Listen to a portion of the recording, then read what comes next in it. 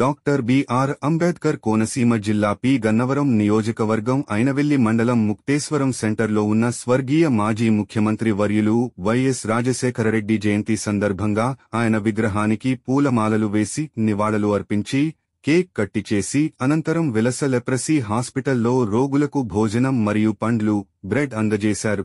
ఈ కార్యక్రమంలో మండల పార్టీ అధ్యక్షులు, ఎంపీపీ, జెడ్పీటీసీలు, సర్పంచ్లు, ఎంపీటీసీలు, రాష్ట్ర నాయకులు, జిల్లా నాయకులు, కార్యకర్తలు తదితరులు పాల్గొన్నారు.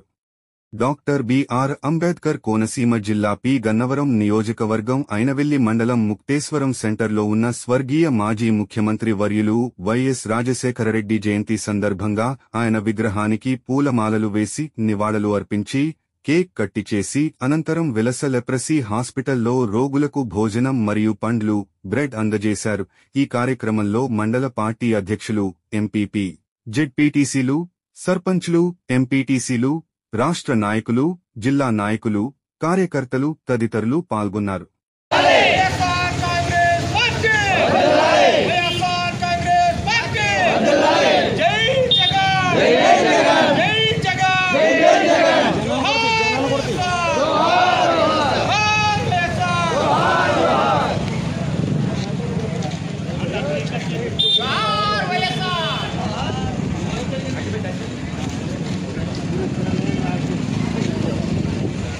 డాక్టర్ వైఎస్ రాజశేఖర రెడ్డి గారి 76వ జయంతి శుభ సందర్భంగా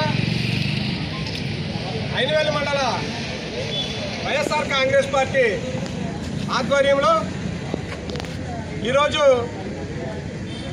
జయంతి కార్యక్రమానికి అధ్యక్షత వహించినటువంటి మండల పార్టీ అధ్యక్షులు బెల్చెట్టి శ్రీనివాసరావు గారికి, అలాగనే విజయ్ గారికి, రామారావు గారికి, పార్వతి గారికి, అట్ల కిరణ్ బాబు గారికి, అలాగనే రామారావు గారికి, అలాగే సర్పంచులకు, ఎంపీటీసీలకు అందరికీ కూడా వైఎస్ఆర్ కాంగ్రెస్ పార్టీ కుటుంబ సభ్యులందరికీ కూడా హృదయపూర్వక నమస్కారాలు తెలియజేసుకుంటున్నాను.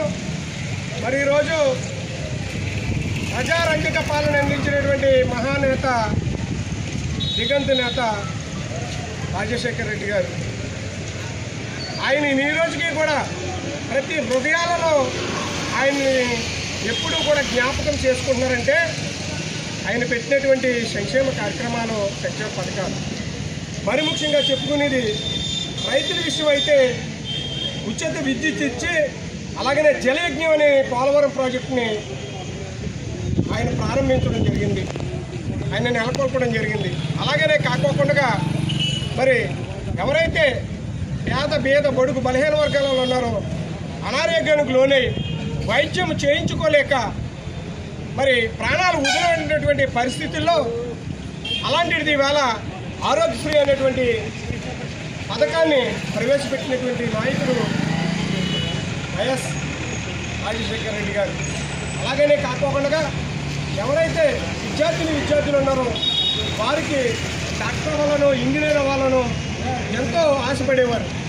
ఆ ఆశ నెరవేరాలంటే నేను ఫీజు రియంబర్స్మెంట్ అనేది పెట్టాలి, దాని ద్వారాగా ప్రతి విద్యార్థులు చదువుకుని ఉన్నతమైనటువంటి స్థానానికి వెళ్ళాలనేటువంటి ఆలోచనతో ఫీజు రియంబర్స్మెంట్ కూడా ప్రవేశపెట్టి విద్యార్థిని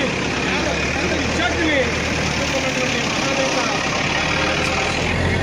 అలాగనే కాకుండా అలాంటి ఎక్కడైనా ప్రమాదం పాల్గొందో, ఎక్కడైనా మనకు ప్రమాదం జరిగితే తక్షణమే వచ్చి ఆదుకుని మరి మన ప్రాణాలు కాపాడుతున్నటువంటి 108ని కూడా ప్రవేశపెట్టినటువంటి ఘనత రాజశేఖర రెడ్డి గారు.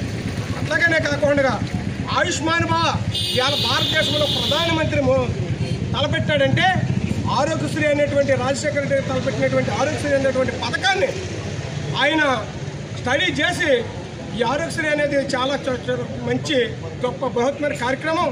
ఆ కార్యక్రమాన్ని కూడా ఈ భారతదేశంలో ప్రవేశపెట్టాలని ప్రధానమంత్రి మోదీ గారు కూడా ఆయుష్మాన్ భవ అనేటువంటి కార్యక్రమాన్ని ఈ ఆరోగ్యశ్రీ ద్వారాగానే ప్రవేశపెట్టారని ఈ సభాముఖంగా తెలియజేసుకున్నాను. దేశాల్లోనూ కూడా ఆయన పేరు వెంబడిస్తున్నారంటే వేళ ఉమ్మడి రాష్ట్రాల్లో, తెలుగు రాష్ట్రాల్లో రాజశేఖర రెడ్డి గారి జయంతులు జరుగుతున్నాయంటే ఆయన చేసినటువంటి సంక్షేమం, ఆయన చేసినటువంటి అభివృద్ధి, ఆయనకు విలువలకు విశ్వాసం గుర్తింపు మంచి మాట తప్పడం మనవ చెప్పినటువంటి నాయకుడు రాజశేఖర రెడ్డి గారు. అదే పందాలో వారి కుమారుడు జగన్మోహన్ రెడ్డి గారు నడుస్తున్నారు. ఆయన ఒక్కడుగేస్తే రాజశేఖర రెడ్డి గారు, జగన్మోహన్ రెడ్డి గారు 10 అడుగులేసి ప్రజలకి సంక్షేమం అందించినటువంటి నాయకుడు జగన్మోహన్ రెడ్డి గారిని సభాముఖంగా మీ అందరికీ తెలియజేసుకుంటూ, మరి అవకాశం ఇచ్చినటువంటి పెద్దలందరికీ, మన వైఎస్ఆర్ కాంగ్రెస్ పార్టీ కుటుంబ సభ్యులకు, వైఎస్ఆర్ కాంగ్రెస్ పార్టీ నాయకులకు అందరికీ కూడా, రాష్ట్ర నాయకులకు, జిల్లా నాయకులకు, అలాగే మండల నాయకులకు, గ్రామస్థాయి నాయకులకు అందరికీ కూడా హృదయపూర్వకమైనటువంటి ధన్యవాదాలు తెలియజేసుకుంటూ సెలవు తీసుకున్నాను. జై జగన్.